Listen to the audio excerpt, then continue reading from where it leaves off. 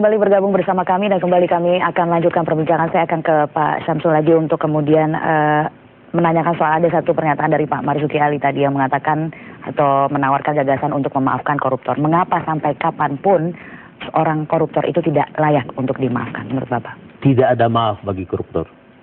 Koruptor itu memang hukum mati, dia yang mensengsarakan rakyat itu. Dialah yang merusak aparat negara itu, koruptor itu. Dia bisa bayar. Gitu.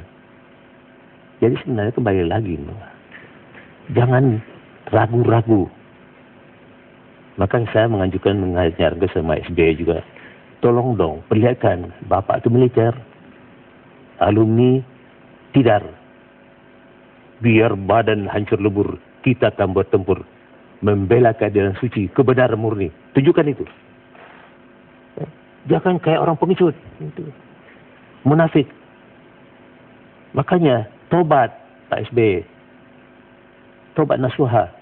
Maka kalau perlu saya bilang dekret kembali ke Undang-Undang Dasar 45 Pancasila. Kenapa takut? Oke, tapi sebelum kita masuk ke situ tentunya apa sebenarnya yang masih bisa dilakukan saat ini?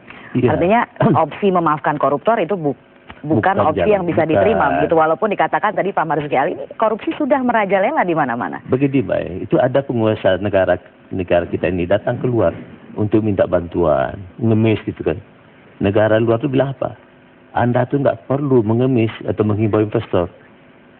Ciptakan di negara Anda tuh yang pertama ketertiban dan keamanan. Yang kedua basmi itu tikus-tikus. Udah investor akan berduyun-duyun datang ke negara Anda. Negara Anda tuh negara kaya. Apa yang Anda miliki kami tidak.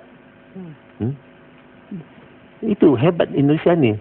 Ibaratnya sepotong surga yang diletakkan ke bumi. Pak Saitapi, pendapatnya Pak Saitapi, artinya yang dilemparkan, tawaran yang dilemparkan oleh Pak Marzuki Ali ini tidak hanya sekedar mengembalikan koruptor untuk meminta kembali koruptor untuk ke tanah air, tapi juga mengembalikan kerugian negara plus bunga begitu yang seharusnya mereka bayarkan kembali ke negara karena pidana yang sudah mereka lakukan, yaitu korupsi. Tapi mengapa ini tidak bisa diterima begitu oleh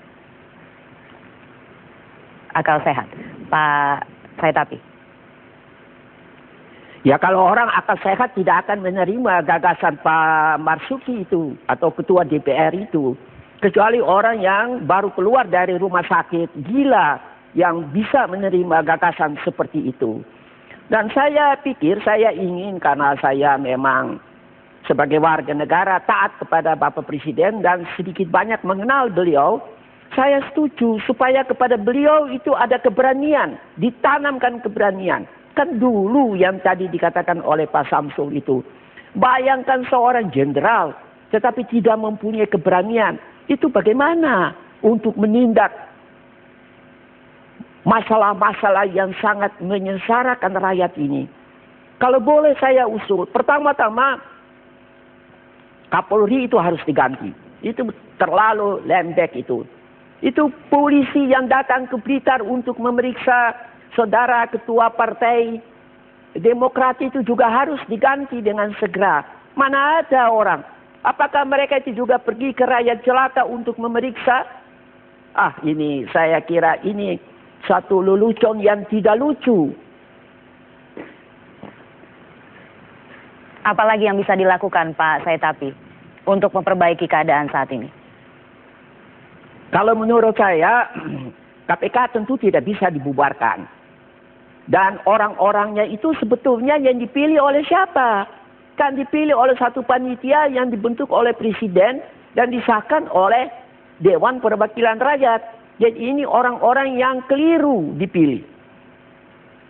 Nah sekarang kita harus cari, masa di antara 250 juta rakyat Indonesia ini tidak ada orang yang bisa memimpin KPK. Kita tidak mau orang-orang yang memimpin KPK itu bermental engge-engge boten kepangge. Yang biasanya terlalu halus. Itu kembalikan saja ke tempat asalnya semula. Kita butuh orang-orang yang berani menggebrak meja. Baik, tapi keyakinan Pak Saitapi masih ada banyak sekali orang yang layak untuk memimpin KPK. Oh, masih banyak, Bu. Tapi jangan tanya nama, saya kira itu tidak etis. Baiklah kalau begitu. Terima kasih Pak Said-Tapi dan juga terima kasih Pak Syamsu telah bergabung bersama kami di Metro hari ini. Dan Metro hari ini masih akan terus berlanjut bersama dengan Indra Maulana dengan informasi antara lain aksi unjuk rasa mahasiswa Universitas Islam Negeri Sunan Kalijaga, Yogyakarta diwarnai kericuhan.